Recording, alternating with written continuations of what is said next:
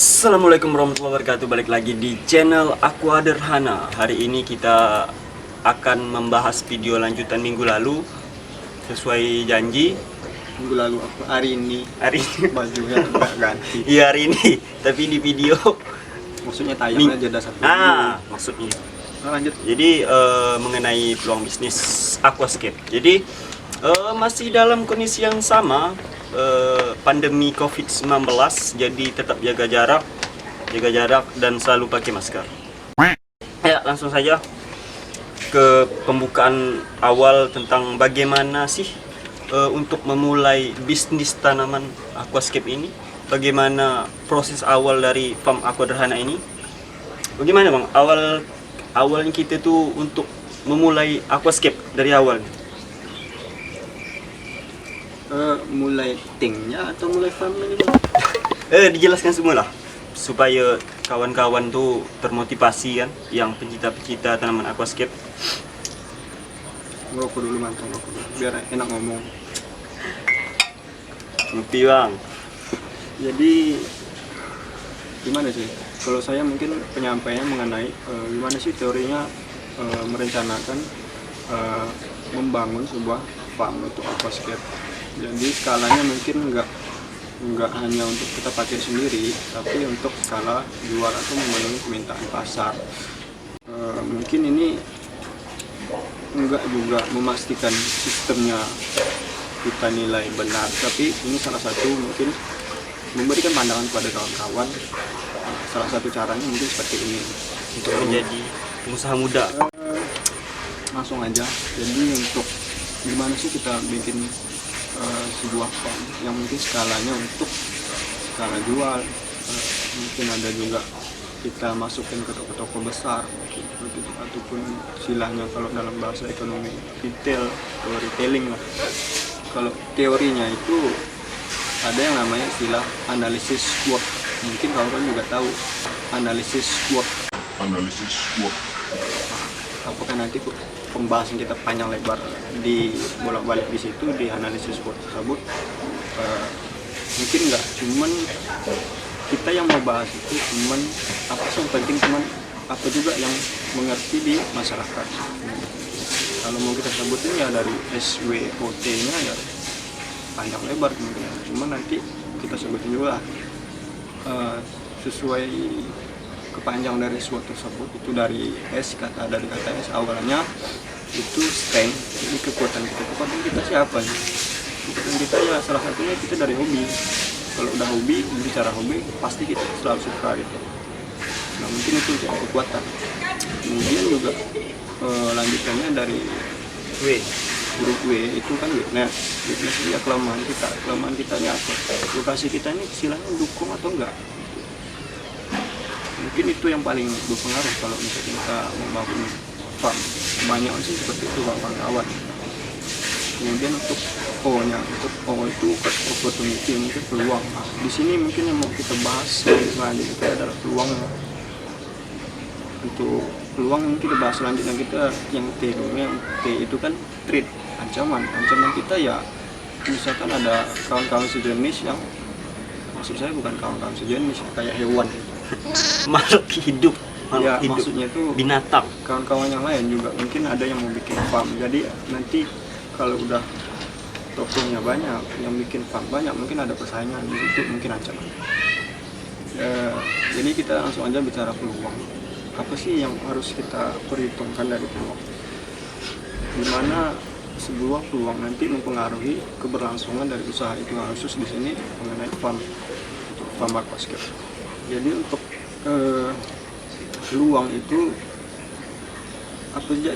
apa saja sih yang perlu kita pertimbangkan? Ya, jadi di sini ada beberapa poin. Yang pertama itu mengenai jumlah peminat atau jumlah hobi di daerah kita, di daerah kawan-kawan masing-masing. Khusus itu seperti contohnya lah untuk yang daerah Pontianak. Di sini hobisnya udah lumayan banyak. Cuman yang jadi peluang untuk kita usaha, untuk kita bisnis, khususnya untuk farm aquascape, yang bikin farm atau yang punya farm itu nggak banyak. Nah di situ kita mulai. Terus juga untuk apa lagi ya, untuk gimana sih kita menjaga untuk keberlangsungan farm kita itu jangka panjang seperti itu. Mungkin kita yang perlu kita pikir itu masalah mitra nantinya. Kalau kita udah bisa panen, kemudian kita bisa jual, nanti yang menerima hasil panen kita itu misalnya banyak seperti itu, mungkin bisa masuk ke toko, bisa juga ke tempat-tempat yang lain yang usaha sejenis mungkin, karena mereka juga istilahnya perlu bibit seperti itu. Kemudian selain dari peluang tadi apa? Selain peluang itu masalah teknis, mengenai teknis pendukung. Maksudnya apa saja sih yang perlu kita siapkan? Tentunya itu alat dan bahan pendukung untuk membuat farm. Bisa lihat sendiri di sini farm. Yang paling penting juga itu dari contohnya paranet, kemudian juga plastik seperti ini, kemudian kayu-kayuan itu mungkin teknisnya kawan-kawan bisa pikirkan sendiri sesuai dengan lokasi kawan-kawan, kebutuhannya sejumlahnya seperti apa kebanyakan. Terus juga kita nyesuaiin juga untuk parameter tanaman itu sendiri, bagaimana kita memanipulasi supaya tanaman itu bisa tumbuh sesuai dengan habitat mereka yang asli di sana. Terus juga untuk yang paling penting itu juga modal. Jadi kenapa modal kita taruh di belakang? Karena kita perhitungan kita sudah ada di mengenai yang sarana, mengenai yang mungkin juga jumlah tanaman yang mau kita datangkan untuk bibit. Nah, jadi di situ setelah kita perhitungan misalnya lokasi kita segini, modal gitu tuh ada berapa, uang kita untuk membangun itu ada berapa, bisa juga disesuaikan. Kemudian untuk selain alat-alat bahan, kalau misalkan sarana prasarana udah ada, tinggal nanti operasional atau produksi nanti. Kalau masalah operasional di sini ada beberapa, jadi ada penyiraman, terus juga pupuk, terus juga itu kita perhatikan juga hama, gulma, penyakit, karena udah pasti itu udah jadi tantangan untuk kita. Terus juga masalah substrat itu untuk farm itu apa sendiri itu perlu diganti, seperti halnya tumbuhan-tumbuhan petani ya, kalau nggak salah itu habis panen kan Recycle. tanah substratnya itu kan pasti digembok lagi, dikasih kapur, kayaknya kurang lebih sama. Cuman di sini kalau yang lebih mudah kita ganti aja substratnya, kita ganti, nggak perlu kita kasih kapur atau segala macam, enggak, karena jumlah substrat yang kita gunakan juga nggak banyak. Terus juga tanaman aquascape seperti juga tanaman pertanian perlu permajaan, jadi kita buang yang tuanya, kita tancapkan tanaman mudanya untuk menjaga supaya produksinya atau hasil panen kita nggak lama-lama nggak sedikit, terus makin banyak. Terus juga kita perlu perhatiin untuk operasionalnya, ketersediaan atau stok untuk jenis kita bisa panen itu dalam jangka waktunya kita perhitungkan. Enggak setiap jenis itu kita tanam dalam waktu yang sama. Kita misalkan ada satu jenis, kita tanamnya misalkan ada 3 jangka waktu, seminggu pertama, seminggu kedua, seminggu ketiga. Jadi ketika panen itu kita selalu bisa panen di minggu-minggu berikutnya, tidak kita habiskan. Terus masalah penjualan, untuk masa penjualan mungkin juga kawan-kawan udah ngerti, bisa juga lewat online, bisa lewat konvensional. Kalau online bisa lewat medsos, IG, Facebook, YouTube, WhatsApp, ataupun ada punya medsos yang lain, toko online. Terus juga selain online bisa juga konvensional. Misalkan kita datang ke toko, minta mitra supaya mereka mau menerima stok tanaman dari kita. Untuk masalah itu mungkin ya tergantung yang punya toko dan kita sendiri maunya sistem retailingnya kayak gimana. Terus untuk yang gak penting itu adalah branding.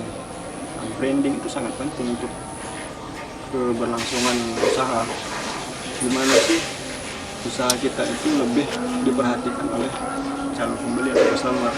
Apa sih yang menarik dari farm kita ini apa sih, mungkin dari pelayanan, mungkin juga itu dari keunikan kita, terus juga sering-sering misalnya upload media sosial atau mengadakan grup yang istilahnya untuk mengedukasi kawan-kawan untuk yang para hobis.